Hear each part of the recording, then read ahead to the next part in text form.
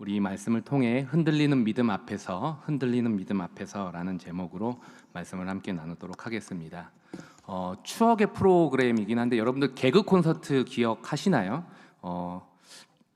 주일날 하는 시간이기도 했지만 그 시간대에는 참 많은 분들이 TV 앞에 몰려 계셨을 정도로 굉장한 인기를 끌었던 이 코미디 프로인데, 이 개그 콘서트 중에 연애 능력 평가라는 코너가 있었습니다.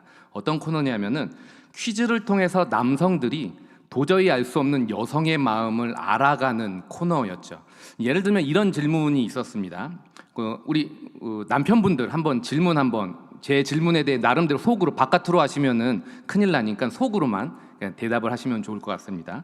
아내분이 이렇게 우리 남편분들에게 질문을 하시는 거예요.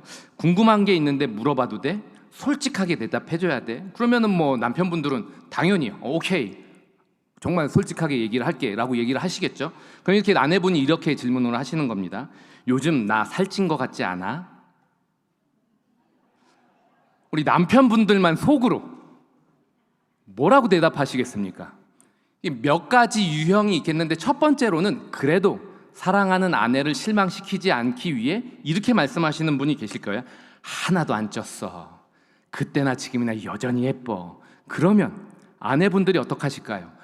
역시 내 남편이야 라고 하는 게 아니라, 하나도 안 쪘다고? 뭘 안 쪄? 나한테 관심이 없구만 하고 대답을 한다라는 거예요.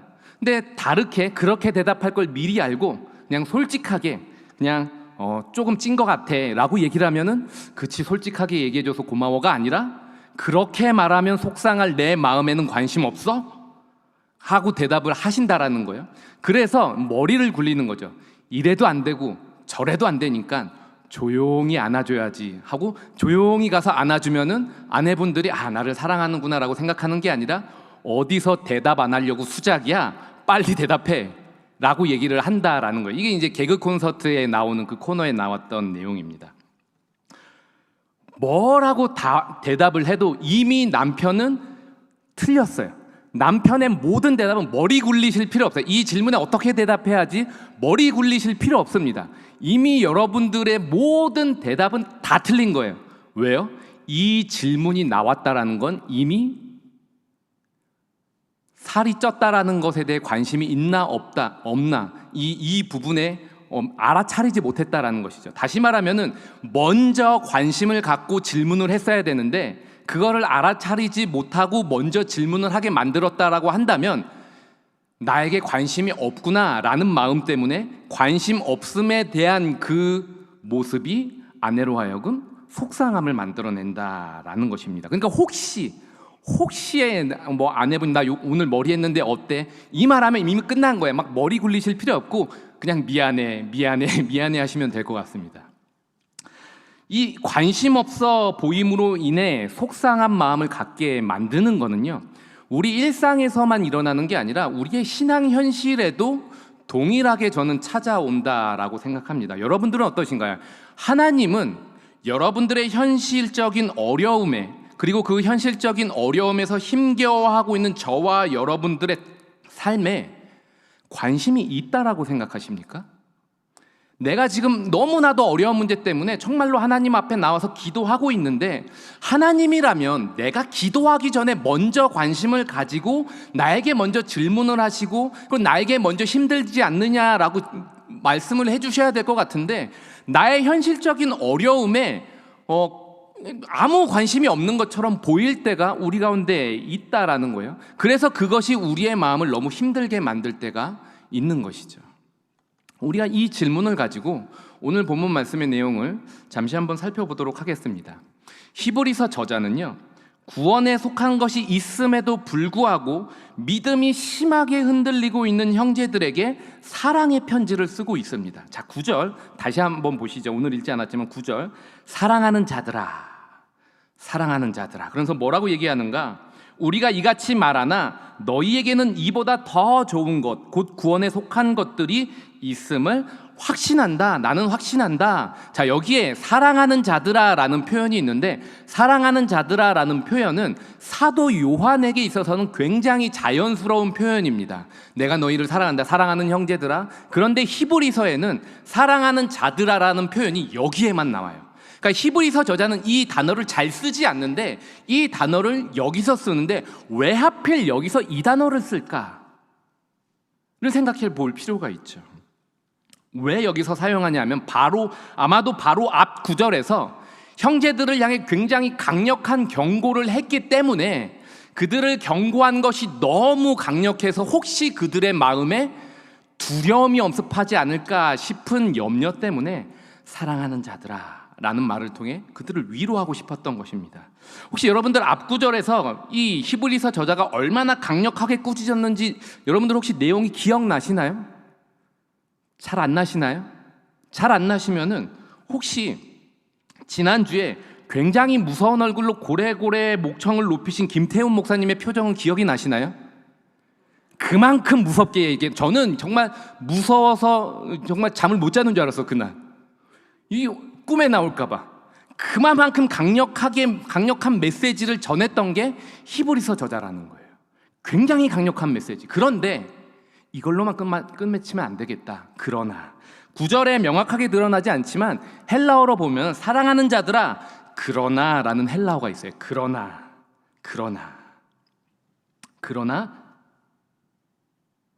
너희에게는 다른 것이 있다라고 말하는 것이죠. 너희에게는 구원에 속한 것이 있음을 너희가 확신할 뿐만 아니라 나도 확신하고 있다라는 거예요. 나도. 이런 말을 통해 형제들을 단순히 경고하기만 하는 것이 아니라 형제들을 격려하고 안심시키려고 하는 것이 히브리서 저자의 본래 목적이라는 사실을 우리는 알 수 있습니다. 자, 물론 히브리서를 받아들이는 이 1차 독자들인 이 그리스도인들은 영적인 수준은 말씀의 초보에서 맴돌고 있고 그리고 어린아이에서 장성한 자로는 나가지 못하고 있는 상황이에요. 분명히 경고를 들어야 될 만큼 굉장히 위험한 상황 가운데 있습니다. 영적인 수준은 위험하죠. 그러나 영적인 신분은 의심의 여지 없이 하나님의 자녀라는 거예요. 수준에 대해서만큼은 위험하지만 그러나 저자는 그들의 신분에 대해서는 위험하지 않다라고 판단하고 있는 것이죠. 어떤 근거로 그들의 신분이 위험하지 않다라고 확신하고 그들의 신분은 확고하다라고 이 저자는 생각하는가? 그들의 삶의 열매가 저들의 신분을 증명하고 있기 때문이라는 것이죠. 단순히 너희는 나에게 배웠다 아니면 너희는 괜찮다라는 말로 위로하는 게 아니라 그들에게는 분명한 객관적인 증거가 있는 거예요. 그게 뭐냐? 그들의 행위, 그들의 열매라는 것이죠. 어떤 열매인가? 우리 지난 시간에 있었지만 8절을 한번 보시면 이렇게 기록되어 있습니다. 만일 가시와 엉겅퀴를 내면 버림을 당하고 저주함에 가까워 그 마지막은 불사름이 되지만 너희에게는 가시와 엉겅퀴의 열매가 맺히지 않고 있기 때문에 나는 확신한다라고 얘기하는 것이죠. 그렇다면은 어떤 것들이 그들에게는 열매 맺히고 있는가? 10절입니다. 10절에 이렇게 얘기합니다. 하나님은 불의하지 아니하사 너희 행위와, 여기 이제 행위가 나오죠. 행위와 그의 이름을 위하여 나타낸 사랑으로 이미 성도를 섬긴 것과 이제도 섬기고 있는 것을 잊어버리지 아니하시느니라. 그들에겐 어떤 열매가 맺혀지고 있냐 하면은 사랑으로 섬기는 것이 전에도 있었지만 이제도 변함없이 사랑으로 섬기는 행위, 이 섬김의 열매가 그들 가운데 동일하게 맺혀지고 있기 때문에 너희는 구원함을 받은 자들이다라고 확신하고 있습니다. 자, 그렇다면은 우리가 한번 생각해 볼 거면 도대체 왜 구원에 속한 것이 분명히 이들 가운데 있고 사랑으로 섬기고 있는 형제들임에도 불구하고 그들의 믿음이 심하게 흔들릴까요? 왜 그럴까요? 무엇이 도대체 그들을 뒤흔들고 있는 걸까요? 우리는 흔히 히브리서를 읽을 때 그들 가운데 찾아온 고난이 너무나도 강력하기 때문에 현실적인 고난이 너무나도 커서 그들이 힘들어서 돌아갔다라고 생각하는데 저는 그렇게 생각하지 않습니다. 이들은요, 이미 시작할 때부터 유대교를 버리고 기독교를 택한다라는 것은 이미 자신이 갖고 있는 종교적인 이익도 뒤로 해야 되는 것이고 경제적인 것도 뒤로 해야 된다는 걸 알고 시작한 거예요. 모르고 시작한 게 아니라 몰랐는데 하다 보니까 고통이 찾아오네 이런 게 아니라 이미 결단하고 예수를 믿기 시작한 거예요. 물론 그들이 생각했던 것보다 훨씬 더 큰 현실적인 어려움이 온 거는 인정합니다. 그러나 이들이 믿음에서 흔들렸던 이유는 저는 현실적인 어려움 때문이다라고 생각하지 않습니다. 저는 성도님들이 믿음이 있음에도 불구하고 왜 흔들리는가? 현실적인 어려움 때문에 물론 흔들릴 수 있겠죠. 그러나 현실적인 어려움 때문에 흔들리는 것만은 아니다. 더 근본적인 이유가 있겠다라고 생각하고요. 히브리서 저자가 얘기하는 이 독자들의 문제는 현실적인 문제가 너무나도 커서 죽는 문제까지 발생했기 때문에 이들의 믿음이 흔들린 게 아니라 다른 문제가 있다라고 얘기하는 것이죠. 그게 뭐냐? 그것이 바로 그들 가운데 찾아온 현실적인 어려움이 아닌 그들 가운데 찾아온 영적인 질문, 영적인 의심 때문이라는 거예요. 자, 그들 가운데 그럼 어떤 영적인 질문과 의심이 찾아왔는가? 10절 다시 한번 보시죠. 어떤 그들 가운데 이 질문이 있었겠는가? 제가 한번 읽어보겠습니다. 하나님은 불의하지 아니하사 뒷부분 잊어버리지 아니하시느니라. 자, 저자가 이 말을 하고 있습니다. 하나님은 불의하지 아니하실 뿐만 아니라 잊어버리지도 아니하신다. 이게 헬라어 원래 구문이에요. 하나님은 불의하지도 않고 잊어버리지도 않으신다. 무엇을? 그 뒤의 내용을. 그러니까 앞에서 강조하고 있는 건 뭐냐면 하나님은 불의하지 않고 잊어버리지도 않으신다. 왜 이 말을 하고 있는 거예요? 저자들에게 이 의심이 찾아온 거예요. 하나님은 불의하시고 하나님은 우리를 잊어버리셨는가? 라는 질문이 찾아왔기 때문에 이 의심이 찾아왔기 때문에 아니다. 하나님은 불의하지도 않으실 뿐만 아니라 너희를 잊어버리지도 않는 분이시다라고 말하고 있는 것입니다. 여기에 나오는 잊어버리다라는 단어는 헬라어로 에필란다노마이라는 단어예요. 에필란다노마이. 이게 무슨 뜻이냐면 소홀히 하다, 조금 더 의미를 들어가면 무관심하다라는 단어입니다. 무관심하다. 믿음의 형제들 가운데 믿음으로 인한, 그러니까 믿지 않기 때문에가 아니라 믿었기 때문에 발생한 현실적인 너무나 큰 어려움이 찾아왔어요. 이들은 알고 있었습니다. 그래서 이것이 그들을 힘들게 하고 무너지게 만들었던 원인은 아닐 거예요. 결정적인 이유는 현실적인 어려움에도 나는 사랑으로 섬기고 지금도 현실적인 어려움 가운데 있지만 이제도 여전히 섬기고 있는데 문제는 뭐냐면 하나님이 나에게 무관심하다라는 거예요. 나의 노력에 대해 하나님이 잊어버린 것 같이 무관심한 현실을 맞닥뜨리게 되자 히브리서를 받아들이는 독자들 가운데 의심이 찾아오고 문제가 발생하기 시작했다라는 것입니다. 우리에게도 똑같지 않습니까?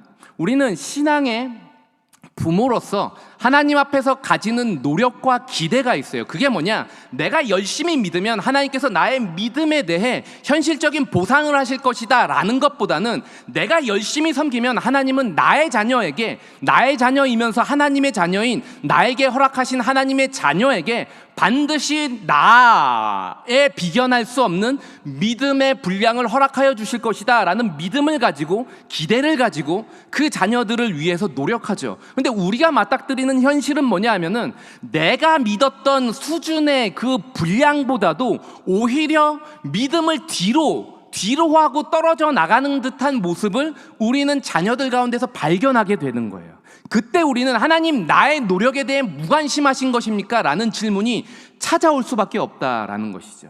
이게 교회의 헌신도 마찬가지 아니겠습니까? 교회를 위해 우리는 헌신했고 이 자리 가운데 계시는 분 대부분은 정말로 자신의 물질 또한 젊음 또한 시간 그리고 노력 모든 것들을 헌신하신 시간을 가지고 이 자리 가운데 저는 앉아 계시다라고 저는 믿습니다. 그런데 우리가 기대했던 건 뭐냐면은 내가 이렇게 헌신하고 내가 이렇게 헌금하면 하나님께서 내 헌신에 대해 보상하시겠지 보다는 나의 헌신에 대해 하나님은 하나님의 교회, 내가 사랑하는 하나님의 교회에 반드시 하나님의 은혜가 흘러가게 하시겠지.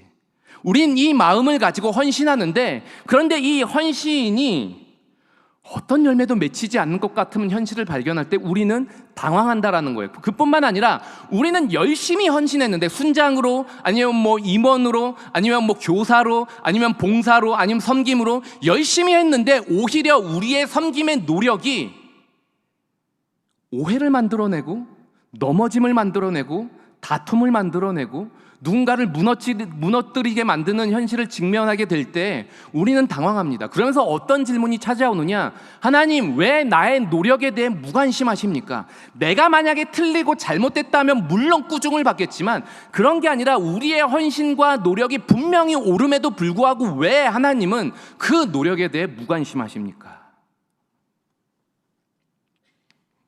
이럴 때 실망한다라는 거예요. 저는 히브리서 독자들이 뒤로 하고 넘어갔던 것은 현실적인 어려움이 아니라 바로 이 하나님이 자신들의 노력과 기다림에 대해 무관심하신 것처럼 보였기 때문에 이들은 당황하고 실망하고 있었던 것이죠. 그래서 하나님의 관심을 의심하기 시작할 때 나타나는 현상이 뭐냐? 11절입니다. 11절에 보면 이렇게 기록되어 있습니다. 우리가 간절히 원하는 것은 너희 각 사람이 동일한 부지런함을 나타내어 끝까지 소망의 풍성함에 이르렀으면 좋겠는데 너희가 여기서 무너졌구나. 다시 말하면 영적인 부지런함에서 멀어지기 시작했다는 거예요. 하나님이 나에게 관심이 없다라고 생각이 되자 이전까지 했던 정말 자신의 모든 것까지 다 내려놨던 그 헌신을, 그 부지런함을 멈추고 12절 게으르지 아니하고 믿음과 오래 참음으로 말미암아 약속들을 기업으로 받는 자들을 본받는 자가 되지 않고 있더라. 부지런함에서 떠나 영적인 게으름에 빠져 있는 히브리서 독자들을 바라보면서 저자는 염려하고 걱정하고 위로하고 격려하고 있는 것입니다. 하나님의 관심에 대한 의심이 신앙의 열심이었던 형제들을 나태하게 만드는 영적 장애물이었던 것이죠. 자, 이들에게 찾아온 영적인 질문 두 번째가 있는데요. 자, 영적인 질문을 18절에서 저는 발견합니다. 18절 제가 한번 읽어보도록 하겠습니다. 이는 하나님이 거짓말을 하실 수 없는 이 두 가지 변하지 못할 사실로 말미암아. 이 말을 왜 할까요? 지금 히브리서 독자들은 하나님이 나에게, 우리에게 거짓말하고 계시다라는 생각이 찾아오기 시작했다라는 것이죠. 자, 어떤 거짓말을 하고 계시다라고 생각했을까요? 자신들에게 약속하신 것을 주시지 않는다. 하나님이 약속하신 것을 믿지 않는 건 아닌데 약속하신 걸 주시지 않는다라고 의심하기 시작했다라는 것이죠. 하나님이 자신들에게 하신 약속에 대해 하나님이 무관심하시다. 내가 약속하자 한 게 아니라 하나님이 약속하셨고 하나님이 먼저 찾아와 오셔놓고 왜 그 약속에 대해 무관심하시느냐? 이것이 바로 히브리서의 믿음의 형제들을 지금 넘어지고 영적인 나태함에 빠지게 만드는 이유라는 것이죠. 사랑으로 섬기는 형제들은 엄청난 핍박 때문에 순교하고 죽어나가고 있습니다. 그리고 곧 오시겠다고 하신 예수님은 도통 오실 생각을 하지 않아요. 도대체 우리가 복 있는 자가 맞는가? 그리고 왜 복된 하나님의 나라에 들어가게 하시겠다는 약속에 무관심하신가? 이것이 바로 그들 가운데 찾아온 두 번째 영적인 질문, 영적인 의심이라는 것입니다. 믿음의 형제들을 뒤흔들었던 원인은 바로 그들의 현실의 고통보다 제가 봤을 때 그들의 문제는 하나님의 관심에 대한 의심, 이것이 바로 그들로 하여금 엄청난 믿음의 흔들림 가운데 놓이게 만들었던 것이죠. 우리에게도 이런 질문은 수시로 찾아옵니다. 하나님은 왜 내 노력에 무관심하실까? 하나님은 왜 분명히 약속하셨는데 그 약속에 대해 무관심하실까? 그래서 한 발 더 나아가서 하나님은 다른 사람에겐 관심 있는 것 같으신데 왜 나에게는 무관심하실까? 이 질문은요, 제 삶에 있어서 굉장히 오래된 질문이었습니다. 수많은 사람들은 간증을 하고 분명히 하나님의 은혜가 있다라고 말하는데 왜 하나님은 나에게 무관심하실까? 왜 그러실까? 신방을 하다 보면은요, 현실적인 고통의 문제로 신음하고 답답해하고 분노하기까지 하시는 성도님들을 종종 만나게 됩니다. 이거는요, 청년들에게도 똑같이 만나요. 저는 이제 새가족으로 저희 교회 방문하는 청년들에게 이 질문을 제가 꼭 물어봅니다. 혹시 영적인 어떤 질문들이 있진 않으세요? 영적인 고민이나 질문들이 있지 않으세요? 이렇게 질문을 하면은요, 최근에 왔던 새가족분이 저한테 이렇게 얘기하셨어요. 저는 하나님이 도대체 왜 나의 고통을 해결하시지 않는지 도대체 모르겠습니다. 거의 그 얼굴을 보면 정말로 이게 얼마나 답답했기 때문에 이 말을 저에게 하고 있는지 그 표정에서 드러나더라고요. 여러분, 보통 이 질문을 받으면 우리는 뭐라고 대답합니까? 왜 하나님께서 이 고통을 해결하시지 않습니까? 그럼 우리는 흔히 두 가지로 대답합니다. 하나는 고통의 원인, 또 하나는 고통의 유익을 통해 설명하고 그들을 설득하려고 하죠. 첫 번째로 고통의 원인을 그들에게 얘기합니다. 혹시 잘못한 게 있을지 모른다라는 거예요, 우리가. 근데 이렇게 말하면은 마음이 속상하니까 이렇게 말하기보다 요즘에는 주로 우리가 다 알지 못하는 하나님의 큰 뜻이 있을 것입니다. 그 고통 가운데도 그 고통의 원인은 분명히 하나님의 큰 뜻이 있기 때문입니다. 그래서 우리는 고통의 유익도 동시에 얘기하죠. 고통이 때론 유익이 되는 경우가 있어요. 고통이 우리를 크게 하는 경우가 있습니다 라고 우리는 대답을 해주고 위로하려고 합니다. 그런데 이 말엔 틀린 게 없어요. 다 맞아요. 그러나 그들에게 도움이 안 돼요. 틀린 말은 아닌데 아무 도움이 안 되는 거예요. 그들이 모르고 있느냐? 몰랐으면 이 질문을 하지 않았어요. 알고 있고요. 아마도 이분들은 고통 가운데 신음하는 분들에게 똑같이 대답하고 그렇다라고 얘기까지 하셨을 거예요. 그런데 이분들이 자신이 실질적으로 현실 가운데 이 고통을 경험하자 이게 자기에게 답이 안 되더라를 경험하고 있는 것이죠.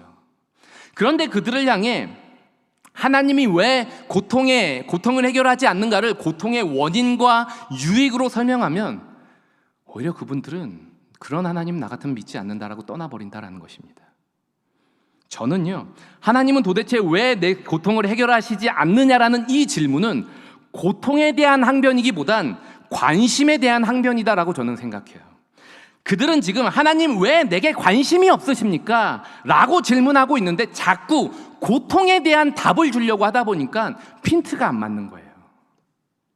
히브리서 저자는요, 하나님의 무관심에 실망하여 등을 진 믿음의 형제들에게 변함없는 하나님의 관심을 증명하는데 오늘 본문의 긴 구절을 할애하고 있습니다. 그게 바로 13절부터 18절까지의 말씀이죠. 자, 반복적으로 등장하는 두 가지 단어가 있습니다. 혹시 여러분들 13절부터 18절까지 읽으실 때 어떤 단어가 계속 반복되는지 이게 눈에 들어오시던가요? 첫 번째 단어는 약속입니다. 약속. 그런데 더 강조하고 있는 단어가 뭐냐? 약속을 맹세하고 계시다라는 거예요. 약속뿐만 아니라 맹세, 이 두 단어를 강조해서 말하고 있습니다.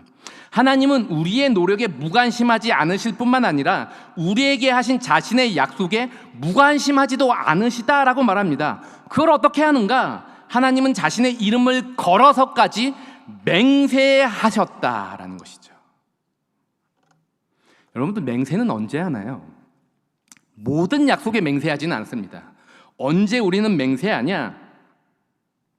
상대방이 도통 믿지 않으려 할 때 마지막으로 믿게 만들기 위해 맹세라는 걸 하는 겁니다. 우리가 정말 답답할 때 하는 어떤 표현이 있습니다. 혹시 여러분들도 이런 표현 해보신 적 있죠? 내가 손에 장을 지진다. 이런 말 쓰지 않습니까? 혹시 우리 남편분들, 아내분들에게 내가 이거 안 끊으면 내 손에 장을 지질 거야 라고 수많은 약속하신 분들 계십니까? 혹시 그렇다면 빨리 장 지지기 전에, 잠자고 있을 때 우리 아내분들이 장 지지기 전에 빨리 그 약속을 지키실 수 있으시기를 바랍니다. 하나님은 지금 어떻게 말씀하고 계시냐면 내가 약속을 안 지키면 손에 장을 지진다 정도가 아니라 내가 내 목을 걸겠다라고 맹세하고 계신 것입니다. 이게 바로 자신의 이름으로 한 맹세라는 것이죠. 너희의 믿음의 노력에 무관심하고 너희를 향한 나의 약속에 무관심하다면 내가 하나님이 아니다 라는 표현이 바로 13절부터 18절까지의 내용인 것이죠. 그래도 못 믿겠습니다 라고 히브리서 독자들은 항변하고 있는 거예요. 그래도 못 믿겠습니다. 그러자 하나님께서 그래? 하나님이라는 내 이름뿐만 아니라 내 아들 예수도 걸었다 나는. 이렇게 지금 말씀하고 계시는 것이죠.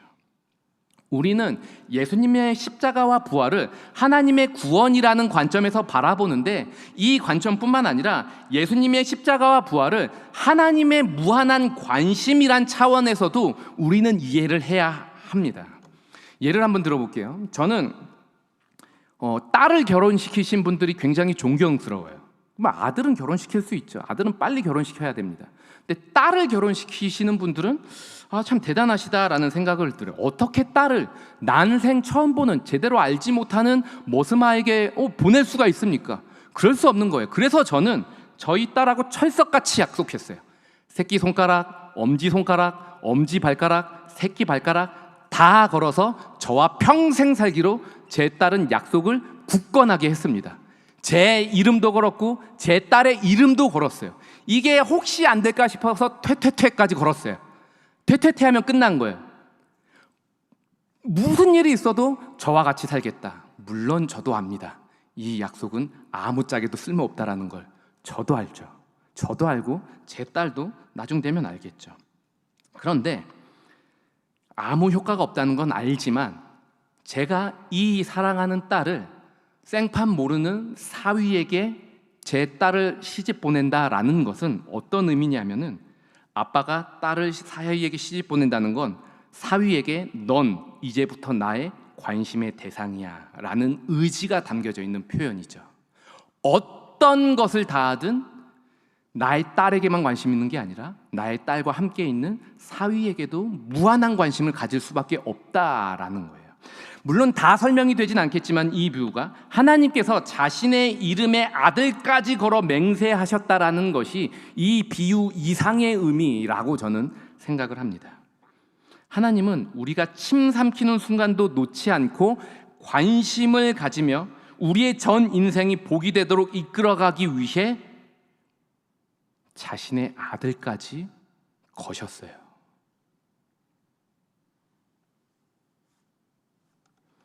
그리스도인이 누구냐?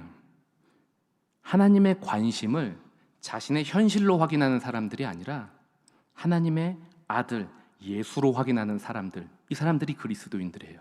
하나님이 현실이 이러한데 하나님이 나에게 관심이 있습니까? 그리스도인의 관점에서 봤을 때는 문제가 있다라는 거예요. 우리는 현실로 하나님을 확인하는 사람들이 아니라 예수로 하나님을 확인하기 위해 끊임없이 예수를 통해 하나님의 사랑, 하나님의 관심, 하나님의 약속, 하나님의 맹세를 확인해서 그래서 현실은 흔들리지만 흔들리지 않는 예수의 이름 그리고 그 이름에 건 하나님의 이름 때문에 어떤 조건과 현실에서도 절대로 흔들리지 않고 하나님은 나에게 무한한 관심을 가지고 계시다 믿을 뿐만 아니라 증명하며 살아내는 사람들이 바로 그리스도인이라고 생각을 합니다. 하나님은 하나님을 향한 우리의 의심에도 불구하고 우리를 향한 관심을 거두지 않으십니다. 저는 그걸 어디서 확인하느냐?